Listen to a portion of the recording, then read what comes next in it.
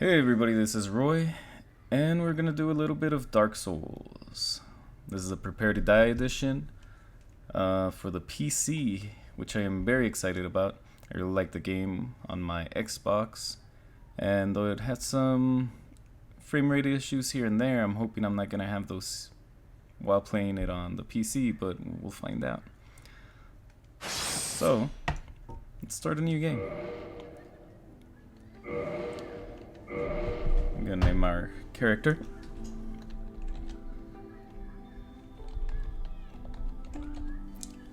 I'm gonna use my standard name for most of my characters. Alright, for the class, I normally go with Pyromancer just because he's level 1. So you can just level up from there and not have to worry and kind of get like a small increase even though you're not using that many souls at the beginning. And souls are basically the currency of the game and what you use to level up. Kind of like experience. As for the gift, I mean, everybody just goes with the master key just because it allows you to open a lot of doors where you don't have to hunt for their specific keys, or if you miss a key you don't have to go back and backtrack. So that's what I'm gonna do, and just because it gives you a little bit of a edge, and it actually also allows you to skip a big part of the game. I'm probably going to try to play through it, and hopefully it won't be too frustrating. I've done it a couple times before and on the Xbox, and it was a little bit frustrating, and I just have to remember to take my time, keep it calm. This doesn't really matter too much with the game. It doesn't have an impact on anything except for your look. Same deal with this one, so maybe a Dragon Scholar. And you kind of just go with whatever you feel that you like. It's kind of looking like Eagle Raptor a little bit. Now let's keep it as that. Black. And as you can see, these are the starting weapons and equipment that you begin the game with, depending on what class you picked. And this guy actually begins already with a flame, and that comes in handy.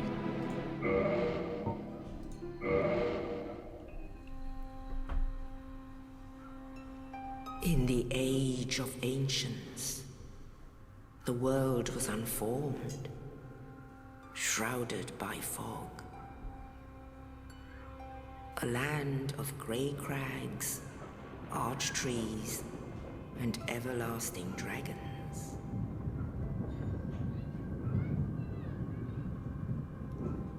But then there was fire, and with fire came disparity. Heat and cold, life and death, and of course, light and dark.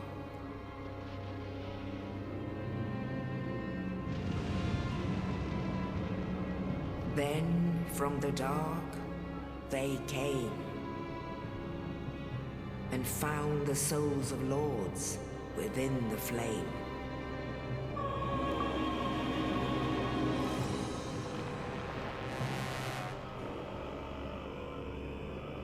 Nito, the first of the dead.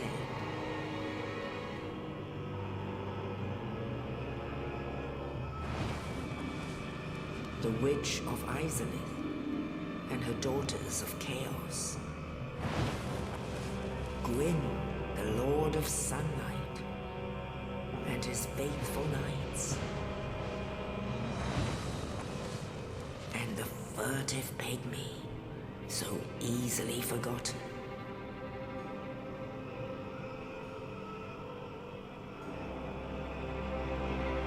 With the strength of lords, they challenged the dragons.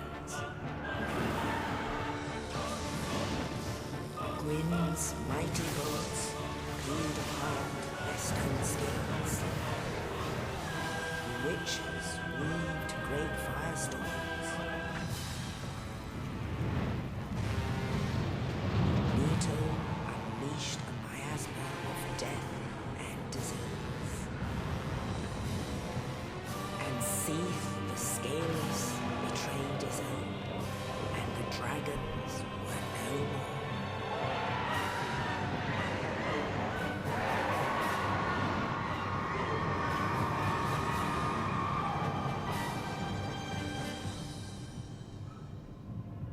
Thus began the Age of Fire.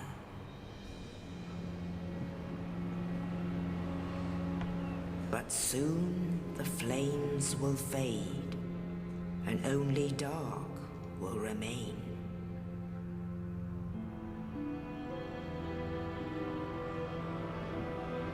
Even now, there are only embers. And man sees not light, but only endless nights. And amongst the living are seen carriers of the accursed dark sign.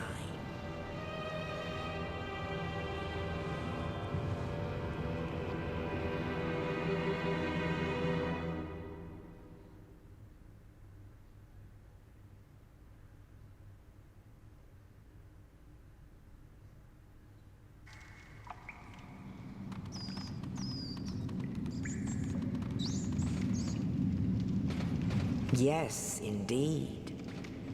The dark sign brands the undead.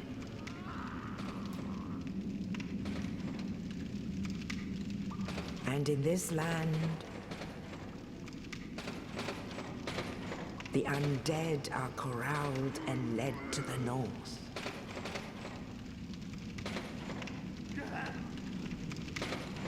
Where they are locked away to await the end of the world.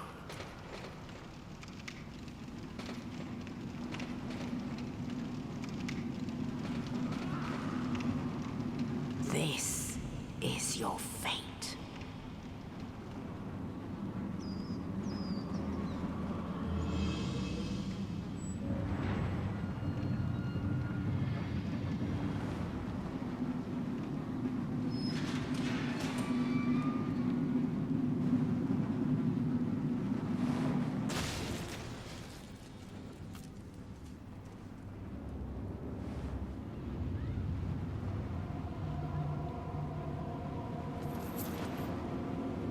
This?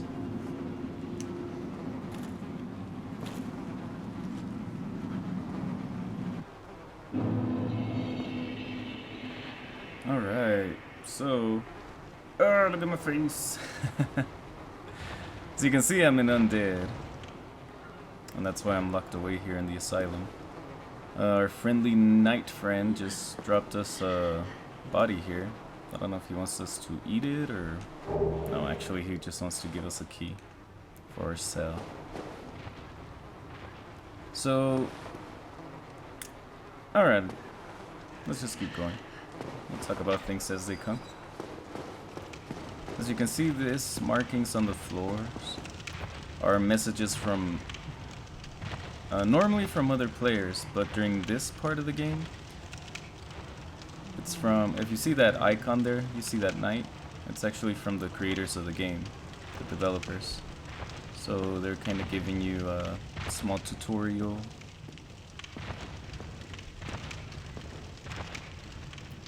I'm using the Xbox 360 controller. I tried playing with the keyboard and mouse and it was horrible, so yeah, you should do this as well. So let's try hitting this guy since he's just here for our entertainment. As you can see, I killed him and I got 20 souls, which again is the currency and experience. Over there we can see a big dude with a cool looking axe thing, and we're not gonna worry about him.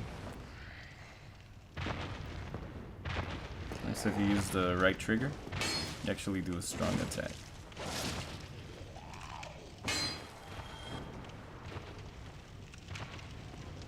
You can run holding B. And jump if you double tap it. Use your right stick. You can lock onto a target.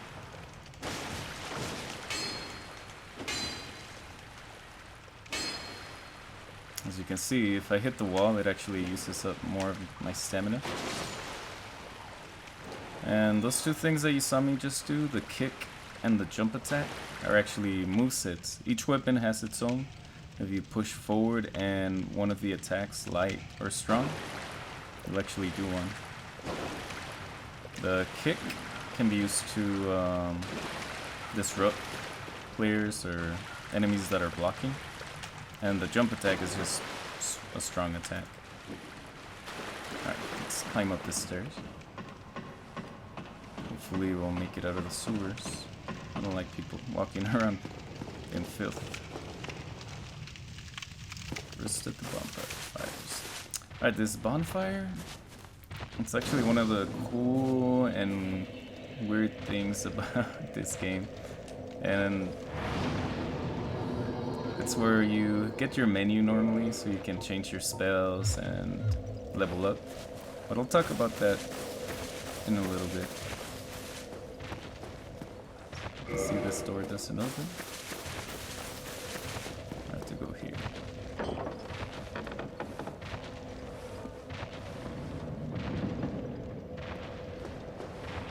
Alright, so here, that's when we first meet a boss.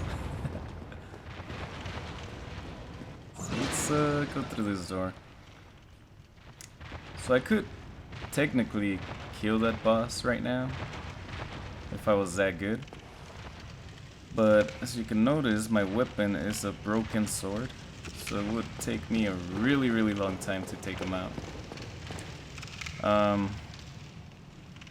Saying that, if you do kill him, manage to kill him with a broken sword, then you get his weapon, which is, I think, meant for strength builds. Alright. Let's keep moving here. As you can see, there's a guy with a bow right there shooting at me. I don't want to get hit. So we'll equip our cracked shield. Or start to open your menu. That's what I just did. And this is how I block. If I use the left trigger, I can parry. Let's see if we can get this guy. Ooh.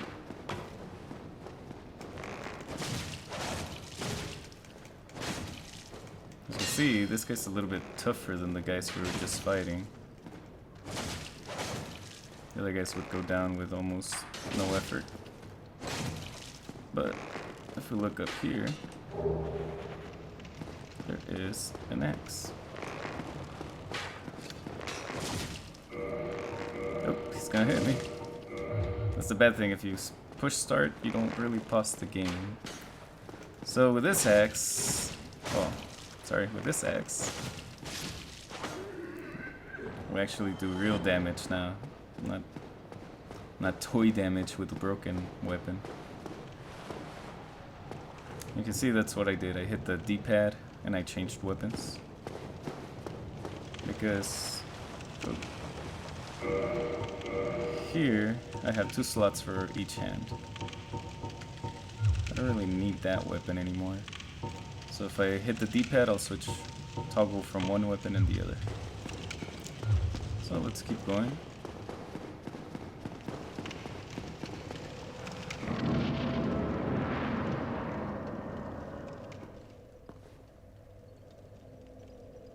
It's our knight friend there.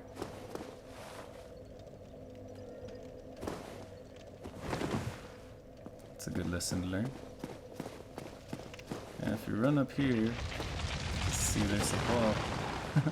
A giant metal ball that we don't want to get hit by. At least not yet. Oh, you. You're no Hollow. Hmm? Thank goodness. I'm done for, I'm afraid. I'll die soon. then lose my sanity. I wish to ask something of you. You and I were both undead. Hear me out, will you? Regrettably, I have failed in my mission, but perhaps you can keep the torch lit. There is an old saying in my family. Thou who art undead art chosen, and thine exodus from the undead asylum maketh pilgrimage to the land of ancient lords. When thou ringest the bell of awakening, the fate of the undead thou shalt know. Well, now you know. And I can die with hope in my heart. Oh, one more thing. Here, take this. An Estus flask. An undead favorite. That's basically our healing potions. Oh, and this. Now I must bid farewell. I would hate to harm you after death. So go now, and thank you. So a lot of times when people become undead, they become hollow, and those are the guys that we've been fighting so far.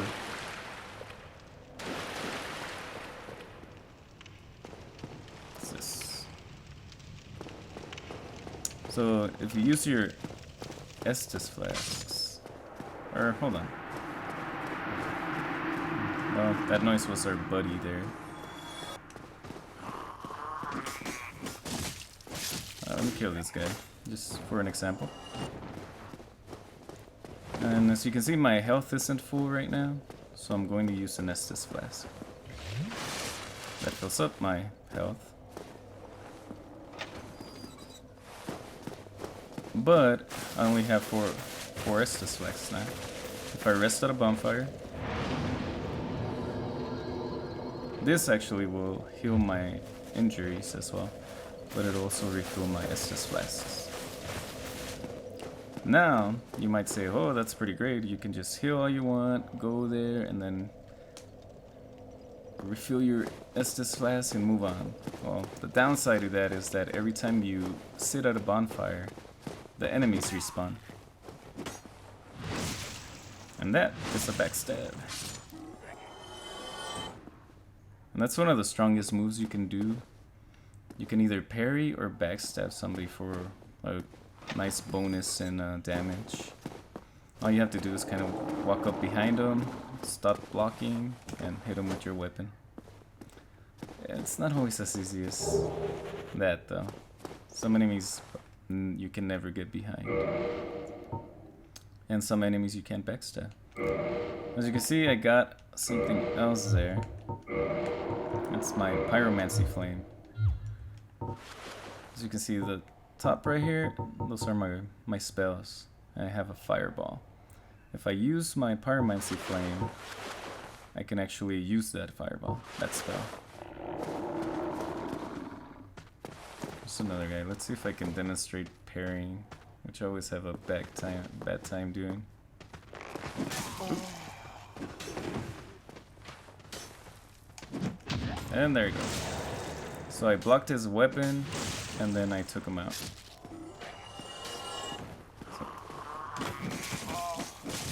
Alright. So as you can see, they're doing quite a bit of damage to me.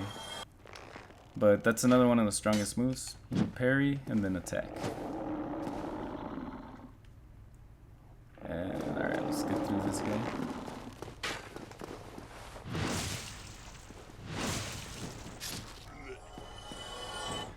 And this is a fog wall.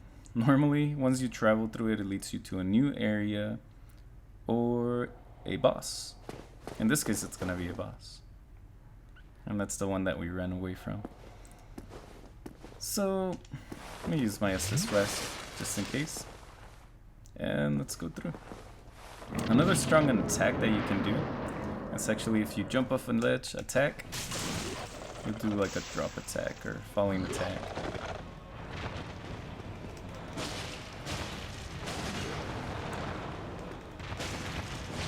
And that's actually very effective against some enemies. As you can see, I hit Y and now I'm holding my weapons with two hands. This makes my attack stronger, but I can't block now.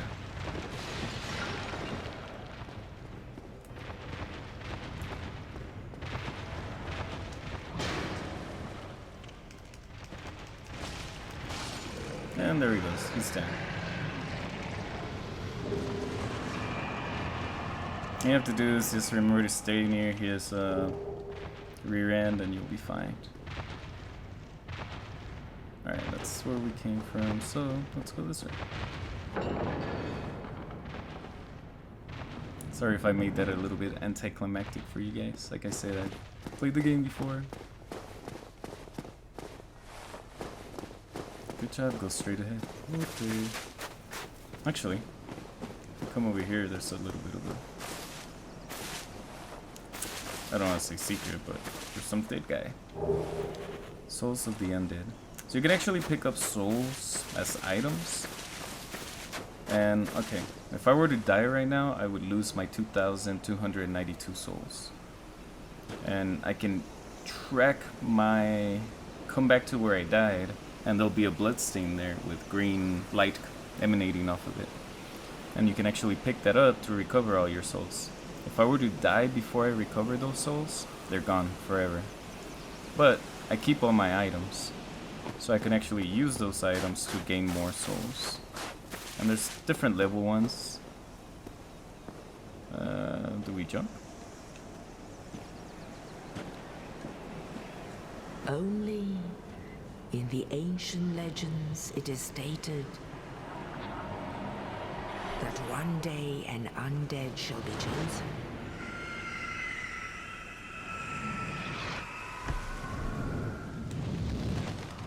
To leave the undead asylum in pilgrimage